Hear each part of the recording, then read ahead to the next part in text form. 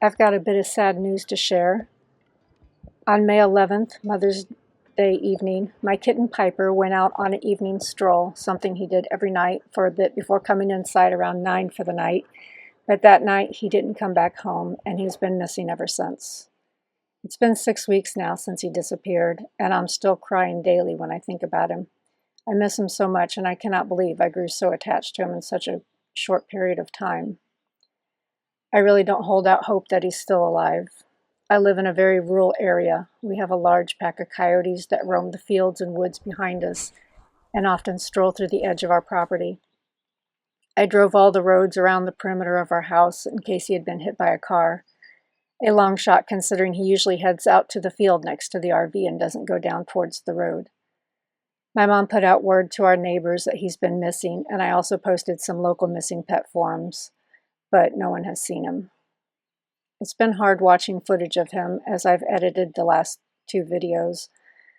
I'm feeling a lot more anger towards the universe for taking him away so quickly after gifting him to me.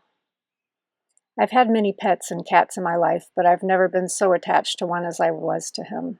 He was my emotional support cat. He was very in tune with my emotions and was always sensitive to them. A small part of me still hopes to see him strolling into the RV one day, but I'm trying to let that go and move on.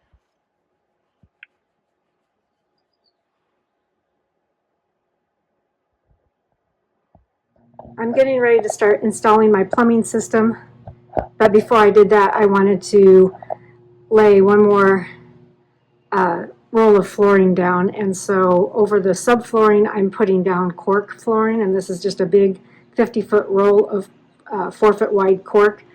So I have the 4-foot wide piece here in the middle, and then I had to cut 1 foot 9 inches on either side to fit in the rest. So this is not glued down yet. I just got it all cut and fit into place, and now I'm kind of weighing it down to kind of let it relax because it's been rolled up, so it wants to curl up. So I want it to be nice and flat, so when I lay the adhesive under it, it's going to stick to it really well. So I have to go to work tonight. I'm going to let it sit out overnight, and hopefully tomorrow morning, if life permits, I'm going to come back in here and roll these back up, put down the adhesive down the middle, spread that out, and then do the 2 side pieces. I'm only going to the wheel wells right now because I'm going to be building up walls and everything, but I have enough that will should completely cover everything except maybe under where the bed is, which is fine. Still have a few more cuts to do. I need to notch out where the stairs are here and also where the engine access panel is. I need to notch that out as well. I got to figure out how I'm going to cover that panel up to keep it accessible. So I'll probably end up just putting down flooring, but cutting it out so it can just set down and then be lifted up when needed. The last couple of months I've been dividing my time between work and working on the bus, and it's just been easier to not record and just get things done. So I am trying to convert my commercial bus title to an RV title. And here in the state of Illinois, to do that, you have to have 4 out of 6 requirements installed in your bus. So I am working on getting that done, at least mocked up in the next few days. It's a rather tedious process to get your title switched over. So I did get the sideboard in here with the kitchen sink. And over here I have my wash stand. I need to build a platform to raise it up to the height of the stove.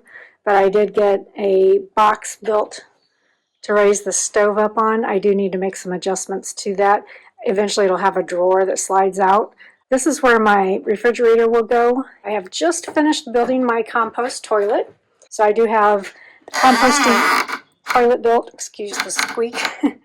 Got the bucket. I had to cut down the front of the bucket so the urine diverter could sit down in it. But the urine diverter is actually attached to this board.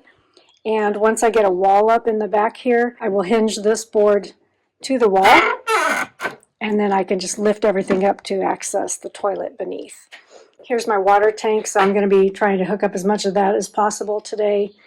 So I'm very excited because I have been putting in a lot of work. I've built this wheel well, It's not finished. Like I said, I just roughed everything in just so I can get these photographs taken and get that part sent off and processed, and then I'll continue working on it, finishing things up and making them pretty as I can.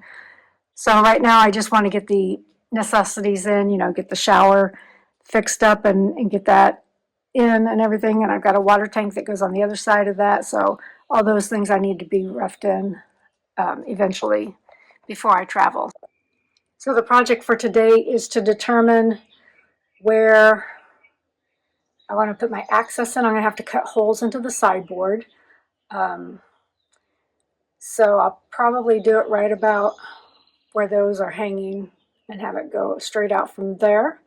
And then I also have a second hole where the drain goes as well. I got all the easy parts done for the water lines. Now for the hard part, which is cutting a hole in the wall for the water heater and then putting all together the jigsaw puzzle of the water pump, the water accumulator, the water tank, and the fill line.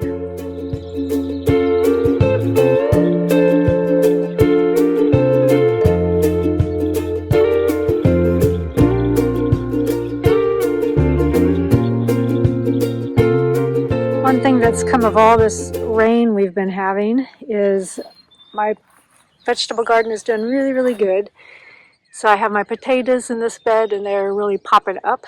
Pretty soon I'll have to add some more straw in to heal them up some more.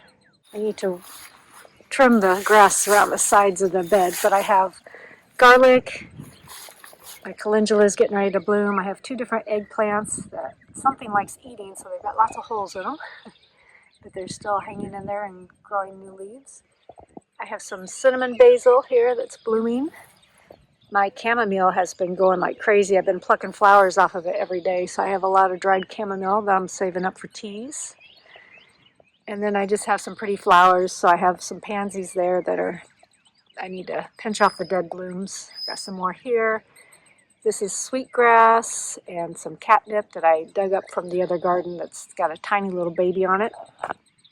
And so it's doing really good. The rain really has made it fill in. Some dill.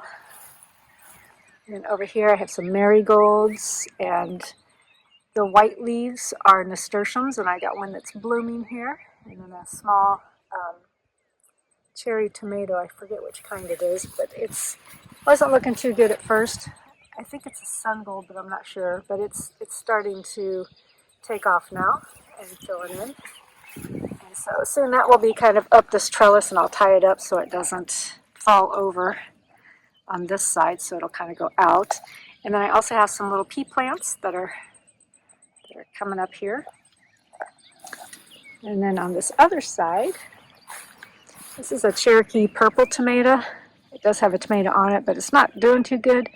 The leaves are all curled up. I've been told it's because of all the rain we've gotten that it's looking that way. I did buy 2 more tomato plants because I was worried that it was going to die, and they had those 50% off. So I have another Cherokee purple I can plant over here if need be. And I have another cherry tomato as well. And then on this side, I have some more peas planted there and some cucumbers. And those will kind of vine up the trellis. And then I have some more pansies and marigolds. I have okra growing along in here and some parsley. I have a bell pepper and some sage and thyme. And then I have a dianthus over there and my lavender. And then I have 2 squash plants, and one of them is blooming like crazy. And it even has some baby squashes on it. So I'm very excited about that. There's one there, and there's one there. So this was very nerve-wracking, but I cut a hole in the side of my bus, and that's where my water heater is going to go.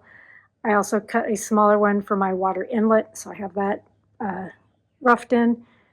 So none of this has any butyl tape or anything. I'm just measuring out for size requirements. And so now I'm going to attempt to fit the hot water heater in that hole.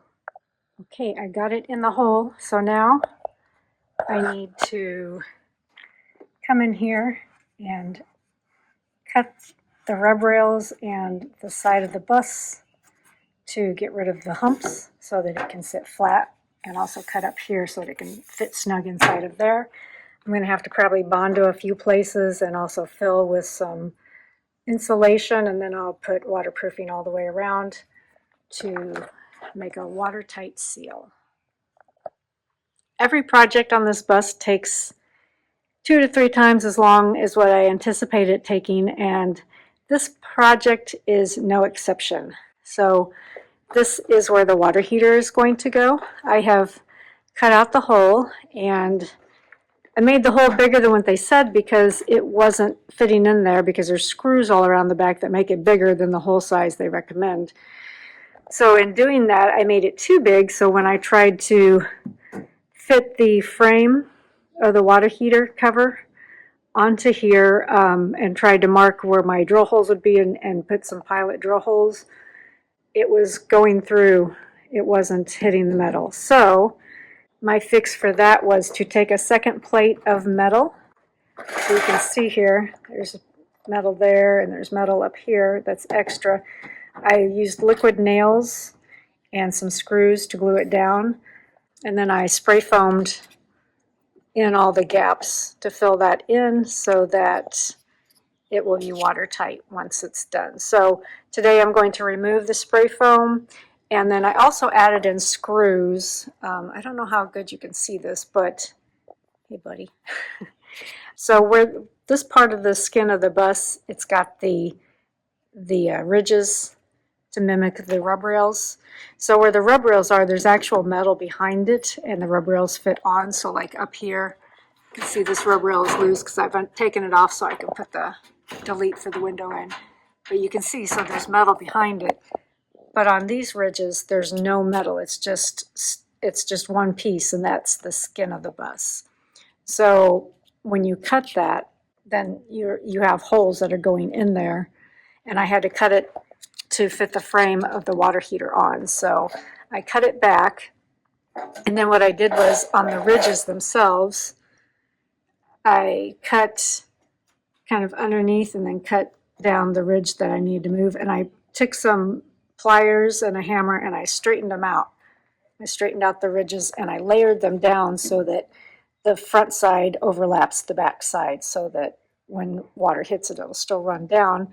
And then so I glued that to the back piece of the metal and then screwed it down to hold it tight. And so today I'm going to go in and I'm going to shave those screw heads off so the screws will still stay in and kind of hold that along with the liquid nails, and keep that all in place. Same over here. And then I should be able to mount the water heater today. I think I'm going to have to take the screws off the back and hope that it doesn't fall apart as I slip it in, and then I'll put the screws back on once I get it in the hole.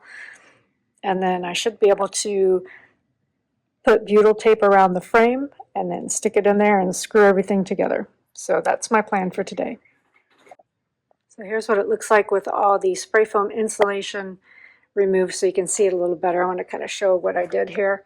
See how I flattened them down? They flattened down pretty good, and I get a pretty good seal with the face plate. So I'm going to go ahead and grind off those nail heads or the screw heads, and then I will attempt to fit the water heater in here. And once I get it in part way, then I will go ahead and add the butyl tape to the back of the water heater, put it in, and then screw down all the screws. Here's the final look at the water heater installed.